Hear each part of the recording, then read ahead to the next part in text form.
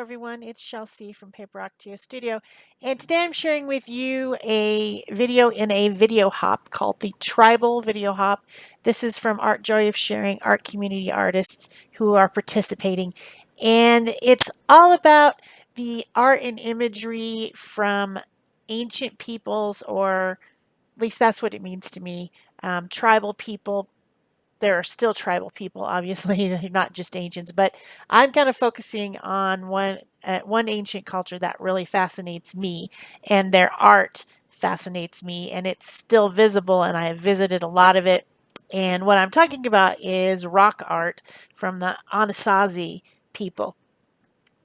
So I live in Arizona, obviously, I've told you that a million times, and Arizona is one of the four corners states. Uh, Arizona, Colorado, New Mexico, and Utah. And there is tribal lands all in like northern Arizona and then up into those other states, kind of in four corners. That's why they call it that. And anywhere around there, in so many places in Arizona, as well as those other states that I've visited, there are interesting uh, ancient dwellings that are in cliffs. And they fascinate me. They're dug out of sandstone, and they just they're so like jarring when you see them. You come around, a corner out of National Monument or something, and you look over across the canyon, and there are these houses there, and they have straight walls, and they're sometimes very tall. They have square windows. They used primitive looking ladders to crawl in and among, and they often have a couple round rooms that are called kivas. And I've even been inside one. I was just randomly on this big camping trip on a Christmas week, and we showed up at Mesa Verde. I believe that's in Colorado. I think it's in Colorado. We were visiting all these different places, and on Christmas Eve, you can apparently go with the rangers and crawl down into that particular site. It's a large one, and so we did. So it was really cool to be up and close and personal and see those places. I've also been hiking and crawling around all kinds of places in different four corner states where there are rock art, and it's it was created. The sandstone gets this thing called desert rust, desert patina, and it's black. And so you have this like kind of reddish, rosy stone with this black stuff on it that just accumulates over time. And the ancient peoples drew by scratching into that desert patina and scraping it off and making pictures. And you can find them in all kinds of places. I absolutely love to visit them. So that's what I'm focusing on my art today. And what I did was I made some printing plates. As you can see me doing it right now at a very, very fast speed. I made them out of the styrofoam plates that I recently ordered off of Amazon. I have a ton of them. And I cut out the different designs out of the styrofoam, and then I glued them onto another styrofoam plate using tacky glue. And I have a couple of them that are images of different rock art that is around, and then I have a couple of them that are more just like random one. Like this one has just got the leftovers and circles and dots and things, but it still looks very, very tribal to me. And then I have one that's the leftover pieces, which is like just all the interesting leftover pieces. And you can use these like a stamp, like I am right now. You can put paint on them and press them down onto paper. You can also use them with the gel plate, which I'm also doing. I was just trying different ways of using them to see what I liked best and what I thought was most representative of what I have seen. And so I first tried it with black acrylic ink, and I put some on an extra gel plate, the small one, so that I could get it smooth. And then I rolled it over the styrofoam printing plate, pressed it down on the gel plate, picked it up, let it dry. And then I am using different colors of the colors that you would see around where these things are. They're red sandstone with, you know, lots of sienna and ochre and even a little bit of like purples and pinks are in it. And so I'm of course not letting the stuff on that second plate go to waste either. I'm using it as well. But I also decided to try to print in like Titan Buff and Off-White and see what that looked like. So I had one of my roll-off papers that had some black, some sienna, some ochre, some of those, all those colors that I had rolled off, and then I just went ahead and pressed my excess paint into that one, and that's actually the one I ended up using because it looks the most like what you'll see. It's got that kind of dark patina on there, and then it's got some of the red peeking through. And when they scrape, it kind of looks a little bit white, a little bit. I don't know why, but they sometimes appear white. So I just am going back and forth trying different things. That time I picked it up with copper paint, and the copper paint was pretty translucent, didn't really come out the way I wanted. Using up some of the paint off the small plate, and I ended up making lots of papers. The paper that I'm using here is leftover under paper, and it's newsprint.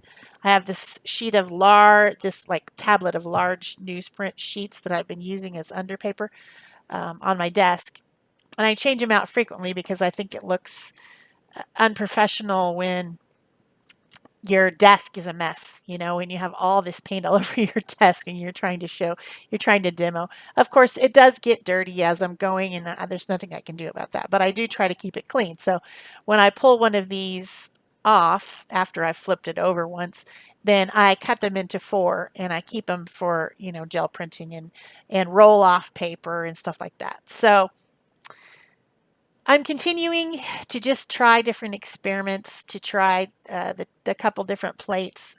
What do they look like using different colors? I decided on this one to put some off-white and then to put real dark colors over it and pick that up and see what it would look like. But ultimately, I'm making collage paper is what I'm making. So this will be turned into a collage because what I am I? I'm a mixed media collage artist. It's what I do.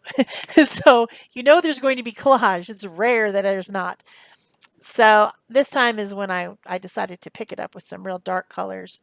And that turned out cool, but that's not exactly what I was looking for either.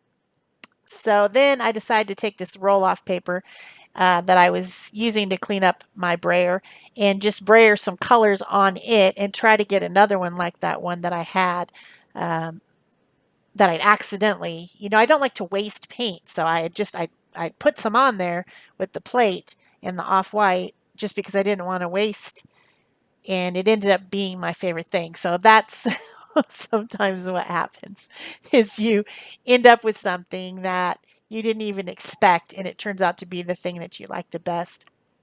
Roll off paper, that happens. Roll off paper is neat. So now I'm going to start my art, and I decided to start with a black background, so I scraped some black paint over this page. It's Arteza pad, an Arteza spiral pad of paper that's called acrylic paper. And basically what it is paper that they've pressed to make it look like it's got a grain to it. It looks like canvas, only it's paper. And it's thick and it's good for mixed media. I've used it quite a bit. This one has a lot of pieces in it actually. I should probably take some of them out because they're my favorite and I should frame them. There's some that I really like in this book. But I decided on different pieces of papers. I tore the edges so that they wouldn't have white edges. I tore it backwards so that it wouldn't have white. If you tear toward yourself with paper, you get some white edges. If you tear away from yourself, you get the paint on top and the white edge in the back. So that's the way I tore them so there wouldn't be a bunch of white edges to deal with. And then I'm attaching them in the order that I decided using gel matte medium. That's a thicker matte medium that I can glue these things down with. I have a distress collage brush, which is a fat brush. I have a plastic scraper to smooth things, and I spritz the paper on the back. I put the matte medium on the back of the paper and on the substrate, and then I put it down and smooth it with either the brush over the top is sometimes enough, or sometimes the scraper needs to come out and scrape out anything that might be there, like bubbles and creases, to make it all smooth. And then now what I'm doing is called integration. I'm using those same colors that are in the papers and a stencil, a mark making stencil. This is actually started out as a 9x12 stencil, and I cut it into pieces. And that's the reason that it's on a ring, because I'm just keeping them all together on a ring, but they're all a bunch of pieces of the same stencil. I will, of course, link below the video what stencil this is, what colors I used, all that stuff, where you can get the styrofoam if you'd like to make some printing plates yourself. And by the way, I don't think I mentioned that I used a cutting mat and an X-Acto knife to cut out my pieces, and it took a long time. I just showed you a very little bit of it, and of course this is sped up quite a bit. So this is 4 times fast. The beginning part was 8 times fast, just so that I could fit all this in to one little video for a hop. Speaking of the hop, go below the video where it says show more down there. You can click on that. It'll pop open a bunch of information, and there will be links to all the other videos in the hop. And I would appreciate it if you go through after you watch mine and visit each one. Give them a thumbs up, leave them a comment, subscribe to their channel if you haven't already, because that's how we support each other here on the YouTube art community. And I want you to find people that you find interesting and express your appreciation by subscribing and commenting and liking. That would be super great if you would do that. So once my background was done and integrated with stencils and also some finger painting, I decided to paint a crow or a raven on it.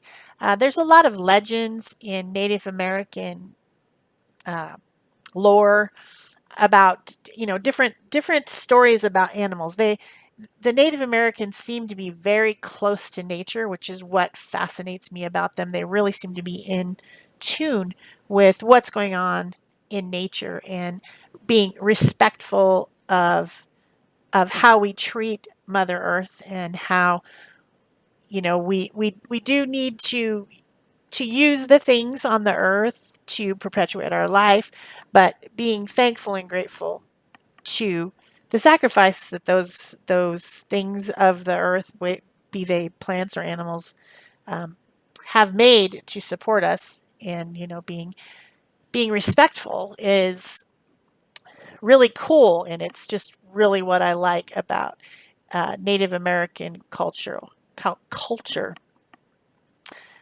I don't know that much about it, but I'm no expert.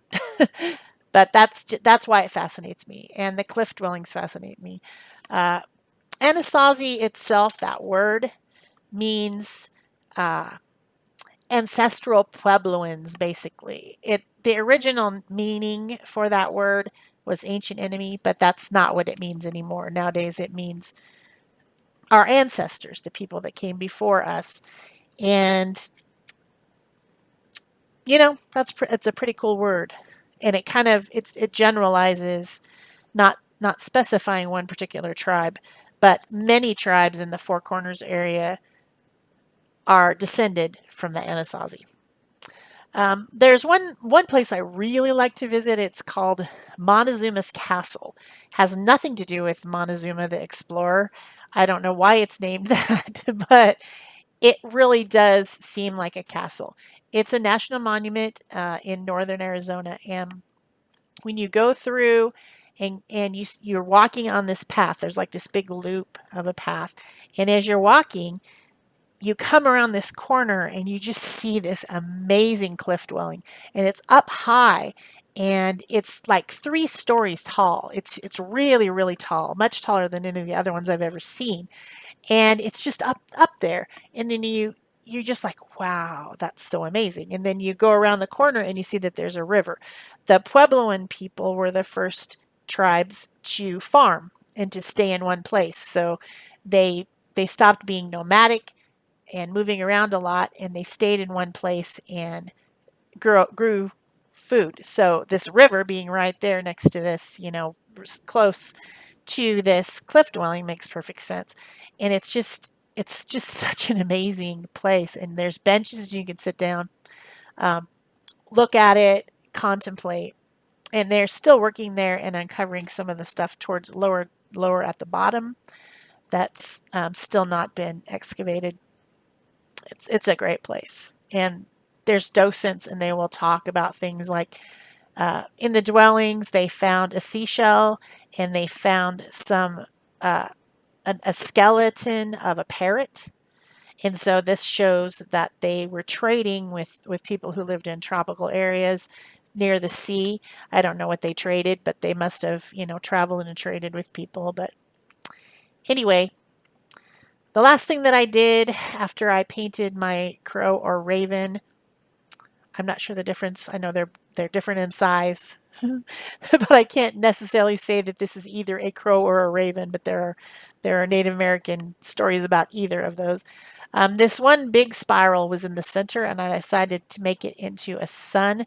That is an iconic image around Arizona, to see a spiral sun. That's something that is really speaks to me. Um, since I did use some blue on the bird, I decided that I needed to bring some of that blue into the rest of the piece.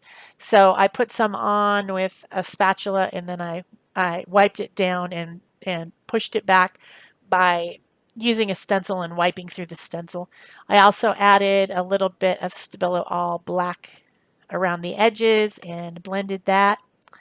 And that is pretty much it for me for my tribal hop piece. I hope you enjoyed it. And please remember to give me a thumbs up and all those things. And go visit everyone else and all those things that I've already told you.